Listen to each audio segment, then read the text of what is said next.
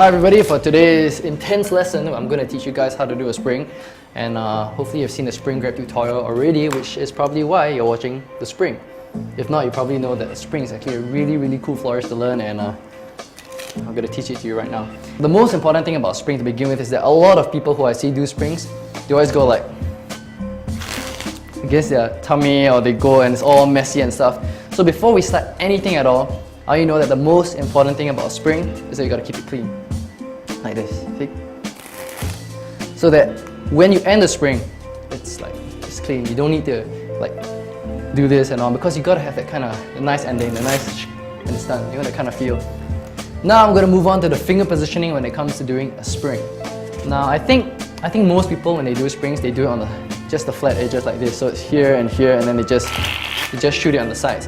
And think about it, you can actually hear the difference between a spring that is shot by the corners and a spring that is shot by the sides. Now there's a reason why I shoot it from the corners, I'll explain that to you in a while. But for now, let me show you the difference in just the sound alone. Look, the sound when it's shot by the sides is, it's kind of, but if you want a really controlled kind of feel, it's like this. At the corners, it goes, and that's something that really adds a nice touch of finesse.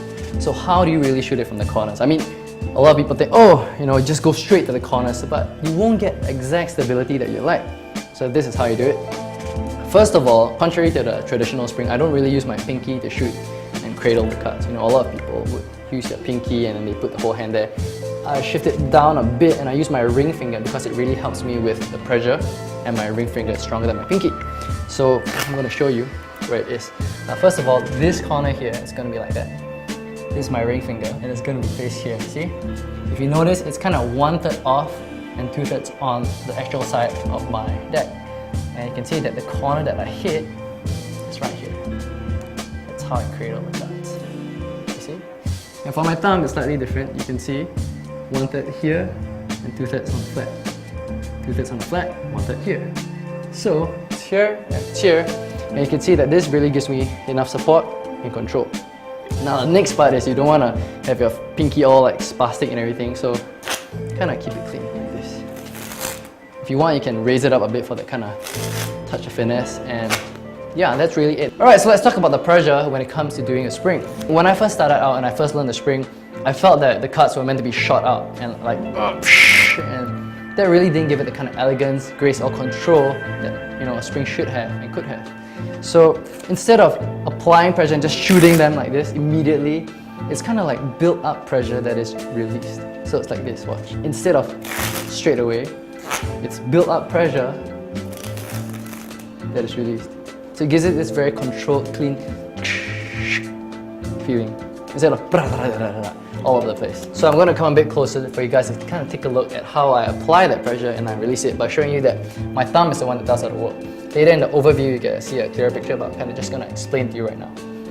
So it's like this, and look at my thumb. It kind of does this as the cuts go down. So I'm applying pressure and allowing each cut to go along for the ride. So it looks like that. Here, and the cuts go along for the ride.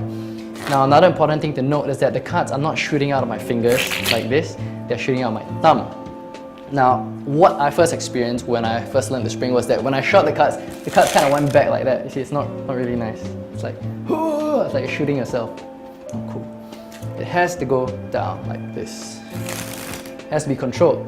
And so I asked myself, what is it that controls the direction of a spring?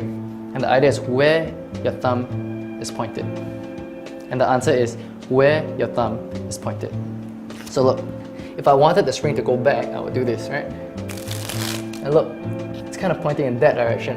You want to have the thumb kind of point down, look, and maintain that position so that all the cuts go down. So the position of where your thumb is and how the cut shoot is really important. And that's how you can get a spring to look the way you want it to look.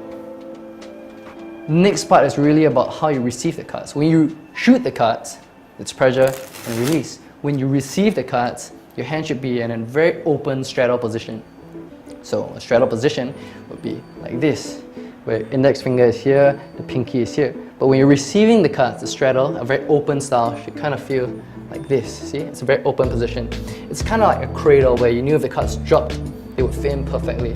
Which means if you were to spring, they would fit perfectly.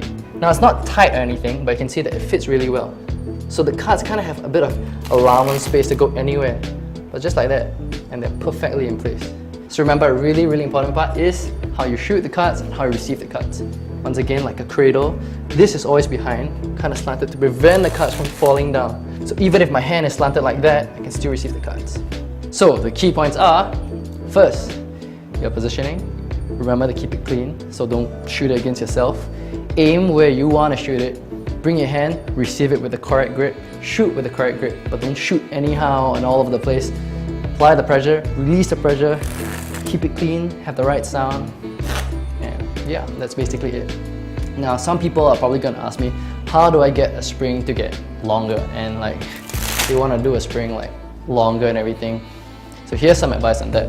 Instead of just pulling up and coming back down, it's possible, but another way to kind of do a longer spring is to kind of cheat it a bit. So instead of going up and down, you can drag the spring and make it look longer than it actually is by pulling this first and then following through the other hand. So it looks like that.